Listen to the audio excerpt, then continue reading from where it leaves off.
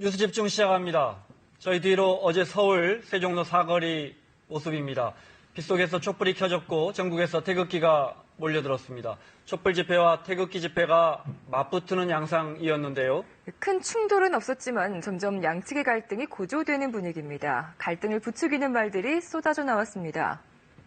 이른바 촛불과 태극기 접점이 점점 멀어져 갑니다. 문제는 다음 주라도 나올 헌재 결정 이후입니다. 이 갈등을 어떻게 봉합할까요? 국민대 홍성걸 교수와 이 문제 집중적으로 들여다보겠습니다. 어서 오십시오. 어서 오십시오. 네, 안녕하세요.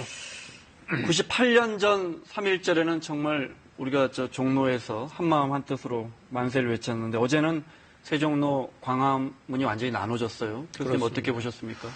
사실은 굉장히 참담하고 부끄러운 마음으로 살펴봤어요. 사실 네. 3.1절이라는 게 어떤 겁니까? 그 독립운동을 한 것이고 네. 또 우리 조상들의 그야말로 피로 얼룩져서 간신히 되찾은 나라 아닙니까? 그리고 되찾은 태극기인데 그 태극기를 이게 들까 말까 이 망설인다는 것 자체가 말이 안 되는 거 아니겠어요? 그런데 지금 상황을 그렇게 지금 상황이 만들어져 있고, 그것이 이제는, 도를 지나쳐서 서로가 생각이 다르다는 것 때문에 이제는 입에 담지 못할 욕설은 그건 기본이고, 네. 그야말로 부모 죽인 원수보다도 못한 얘기를 막 쏟아내고 있단 말이에요, 양쪽이. 이런 상태로 가면 결국은 분열될 수밖에 없는 거 아니겠어요? 그리고 그 분열의 끝이라고 하는 것은 나라의 존망과 관련되는 그런 상황이 올 수도 있기 때문에 그래서 참 부끄럽고 힘들고 참담했습니다. 네. 그럼 어제 집회 당시 현장 모습과 또 집회에 참가한 시민들의 목소리를 담아봤는데요. 들어보시겠습니다. 탄핵 반대 집회입니다. 참석자들은 박 대통령이 최순실의 잘못까지 뒤집어썼다며 특검 수사를 비난하면서 헌재의 탄핵안 기각을 강하게 외쳤습니다. 탄핵 무효를 외치고 있는데요. 공조기의 모습도 보이죠? 네. 헌법재판소나 국회의원들도 그런 의혹들만 가지고 지금 탄핵을 이뤄지고 있잖아요. 그래서 그런 부분에 있어서 반대를 하기 위해서.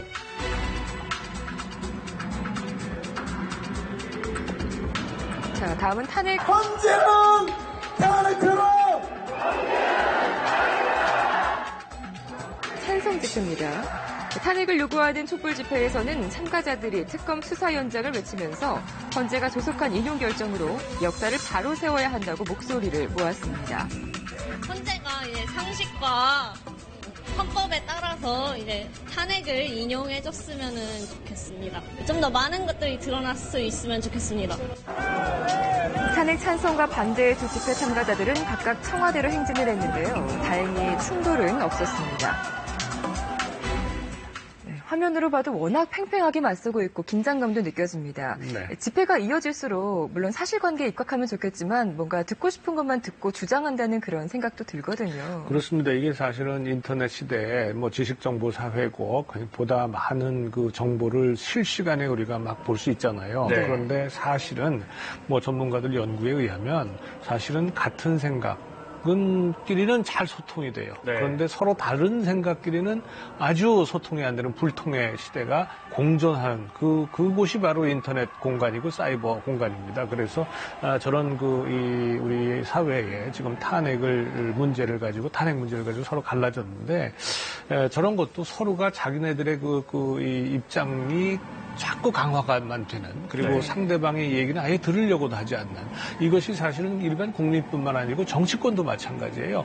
이 탄핵 과정을 우리 지켜보면서 여야가 보면 서로가 대화를 해서 정치적으로 해결할 수 있는 좋은 기회들을 여러 번 놓쳤어요. 네. 그런 것들이 바로 이와 같이 자기 기재, 자기 강화 기재가 지금 계속 충돌하는 그런 사태가 아닌가 싶습니다.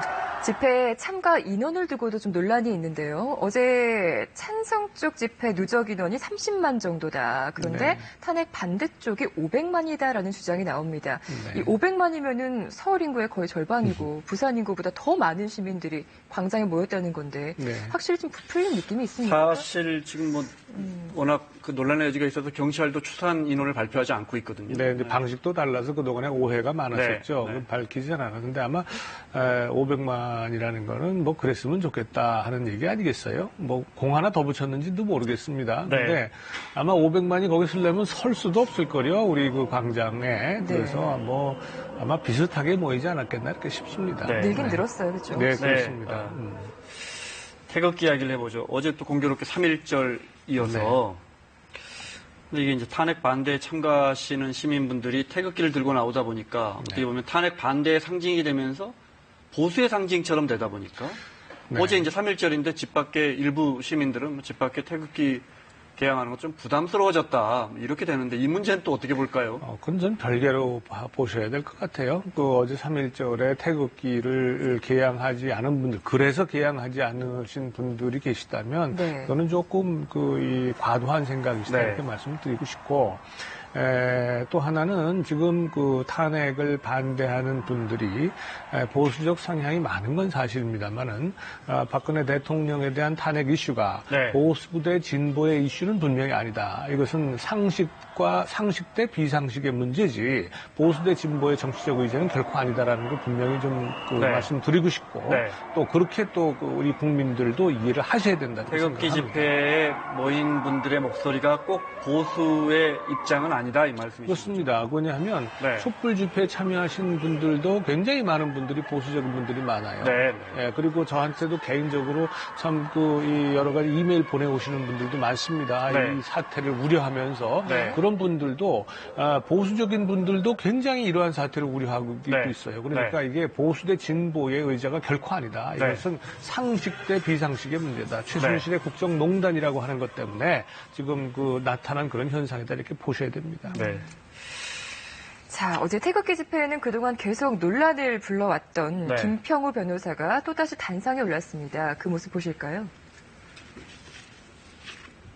여러분, 촛불이란 게 누굽니까?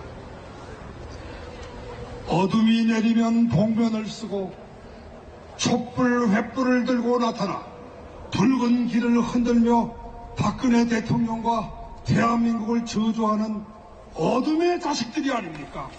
저들은 참으로 편할 때만 대한민국 국민이에요. 김 변호사는 대통령 측 대리인인데 지금 현재 평의가 이어지고 있는 이 시점에 집회에 참가해서 이런 뭔가를 선동하는 듯한 과격한 발언을 하고 있습니다. 어떻게 보십니까? 저는 공인으로서 바람직한 자세가 아니라고 봅니다. 또 뿐만 아니라 거기에 참석한 여러 정치인들 있잖아요. 여야 막론하고 뭐 태극기 집회였든 촛불 집회였든 간에 상관없이 참여한 그 정치인들도 그것도 공인의 신분을 망각한 것이다. 저는 그렇게 지금 생각을 합니다. 지금은요.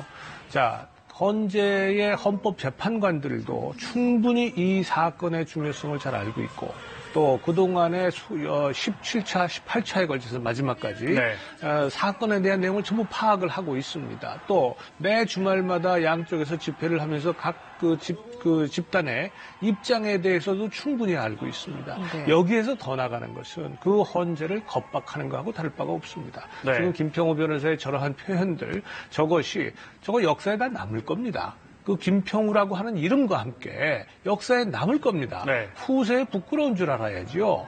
지금 저렇게 대통령 측을 변호하신 분이 충분히 그 헌법재판소에서 변호 다 하지 않습니까? 그런데 이제는 어떠한 결정이 나와도 이것을 국민들이 수용을 하고 미래를 향해서 우리 다시 통합된 국민의 길로 나갑시다라고 설득을 해도 시원찮을 판에 거기에 나가서 이 입에 담지 못할 온갖 말하자면 이거는 막말 정도가 아니라 뭐 아주 그냥 저주의 말을 퍼붓는 거 아니겠어요? 이렇게 해서 양쪽 집단의 감정을 부추겨서 무엇을 남기고자 합니까? 저는 아주 이거 있어서는 안 되는 그런 상황이라고 봅니다. 얼마 전에도 그 헌재가 만약에 탄핵을 인용하면 불복종해야 한다 이런 메시지 던졌잖아요. 그렇죠. 같은 맥락. 같은 맥락이고 아스팔트가 뭐 피로 물들 것이다 뭐 이런 거하고 똑같은 거 아니겠어요? 저런 것들은 전부 다 기록에다 남고 있고 이것이 나중에 역사가들에 의해서 반드시 해석이 됩니다. 그리고 이름과 함께.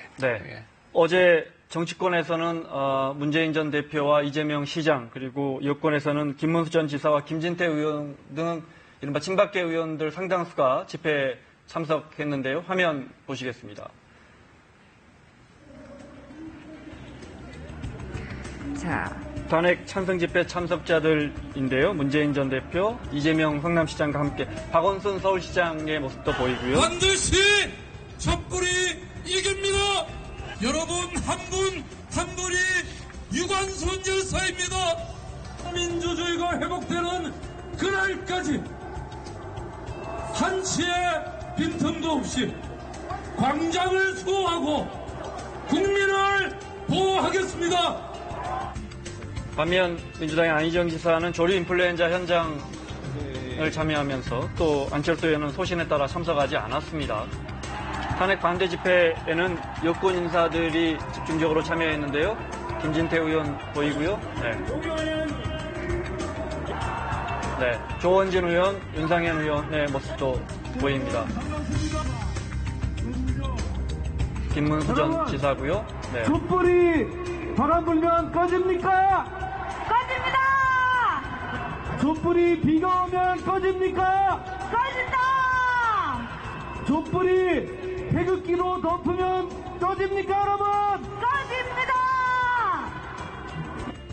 네, 집회에 참가한 정치인들의 모습을 보면서 정치인들이 오히려 집회로 불거지는 갈등을 봉합하지 않고 부추기는 경향이 있다, 이런 지적이 나오던데요. 뭐 지적이 아니라 현실로 우리가 보고 있지 않습니까? 저런 분들이 대한민국의 국회의원이고 정치 지도자라는 겁니다. 박원순 시장 말씀이죠. 촛불 집회에 참석한 사람 분들만 대한민국 국민입니까? 국민을 보호하려면 다 보호해야 될 거 아니에요. 서울시장으로서 시민을 보호하려면. 또 문재인, 이재명 이 대권 지금 후보로 대통령이 되겠다는 분들이 네. 지금 이 시점에서 평의에 들어가 있는 상황 아니에요, 현재가. 그렇다면 양쪽의 국민들을 전부 다 진정시키고 우리가 어떠한 결정이 나더라도 이것을 존중합시다라고 해서 국민 통합의 길을 가야 지도자로서의 자격이 있는 거지. 저기 앉아서 저렇게 할 사람 같으면 그냥 국민의 한 사람으로서 남아야 될 거 아닙니까? 어떤 분은 그러더라고요. 국민의 한 사람이자 동시에 대권 주자니까 국민 자격으로 한 거다. 그것은 일반 국민들 하는 얘기고 그만큼 영향력이 크고 대권을 잡겠다는 사람이 저기 앉아 있으면 네. 결국은 지금 말씀하신 것처럼 갈등을 부추겨서 정치적 이익을 지금 얻자는 얘기 아니고 무엇이겠습니까?